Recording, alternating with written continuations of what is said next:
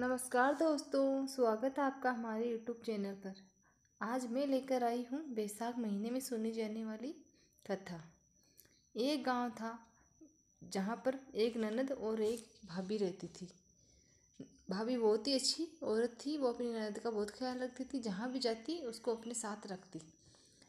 इसका ये कारण था कि जब उसकी सास का अंतिम समय आया तब उसने बोला कि मेरी बेटी तुम्हारे भरोसे छोड़ के जा रही हूँ, उसका ध्यान रखना।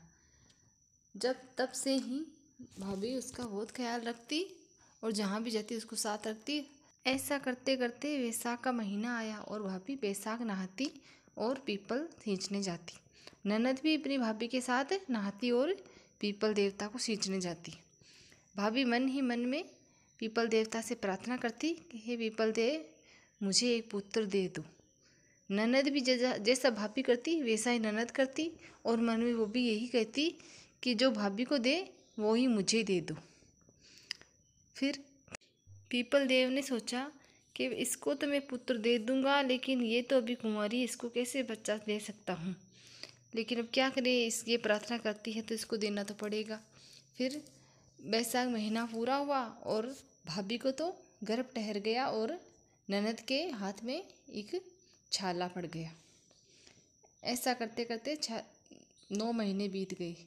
भाभी को लड़का हुआ और ननद को भी उस छाले में से एक बच्चा हुआ।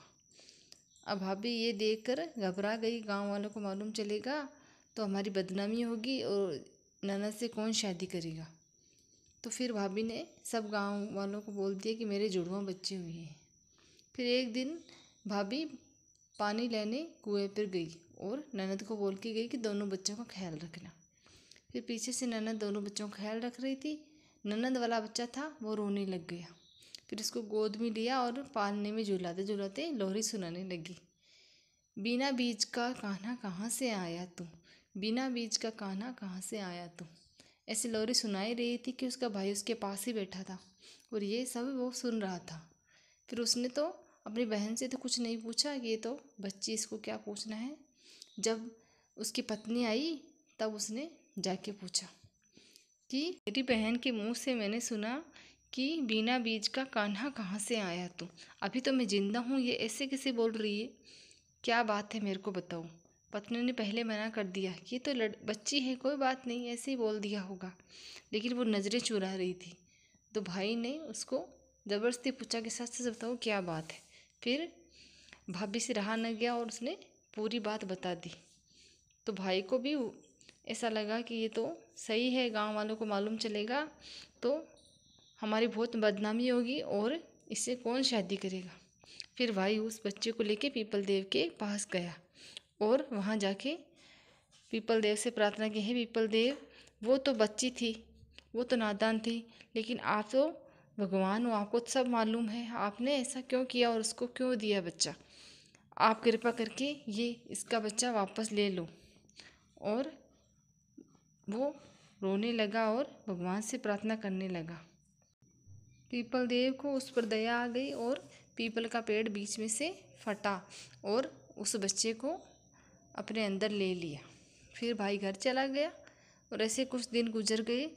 फिर भाई ने एक दिन अपने घर पे यज्ञ का आयोजन किया और सारे रिश्तेदारों और पूरे गांव वालों को बुलाया और अच्छे पंडितों को भी बुलाया।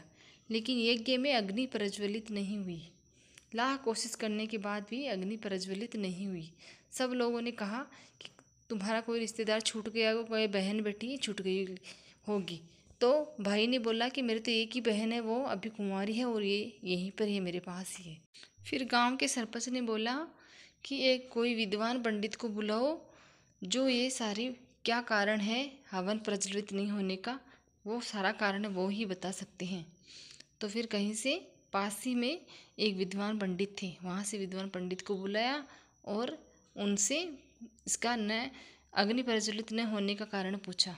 तो उन्होंने ध्यान लगा के देखा तो उनको सब बात का मालूम चल गया और बोला तुम्हारा भांजा यहाँ पर उपस्थित नहीं है।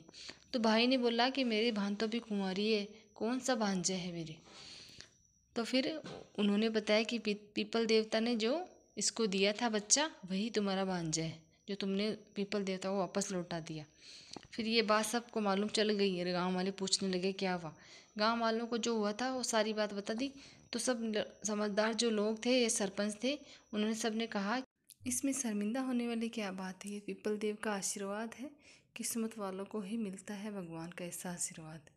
और सभी लोग पीपल देव के पास उनको मनाने के लिए और बच्चे को वापस लाने के लिए चले गए। और गांव की औरतें, गांव के सारे लोग और भैया भाभी और ननद सब पीपल देव के गीत गाते गाते हुए पीपल देव के पास गए और बोले, हे पीपल देव, उस दिन गलती से मैंने आपको मेरा भांजा लौटा दिया था, मुझसे गलती हो गई, आप मुझे मेरा भांजा वापस दे दीजिए।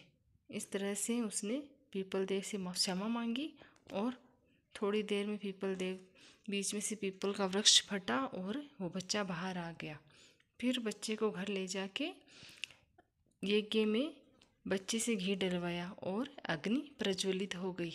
इस तरह से यज्ञ संपन्न हुआ और भाई ने सारे गांव में ढिंढोरा पिटवा दिया कि हमें सभी लोगों को बैसाख स्नान जरूर करना चाहिए और पीपल देव की पूजा करनी चाहिए। हे पीपल देव, जैसा उस ननद और भाभी को कृपा की वैसे सब पे करना, कहने वालों पे, सुनने वालों पे और हुंकारा भरने वालों पे। अगर गलती हो तो माफ़ करना, पूरी तो परवान छोड़ना। जय श्री विष्णु।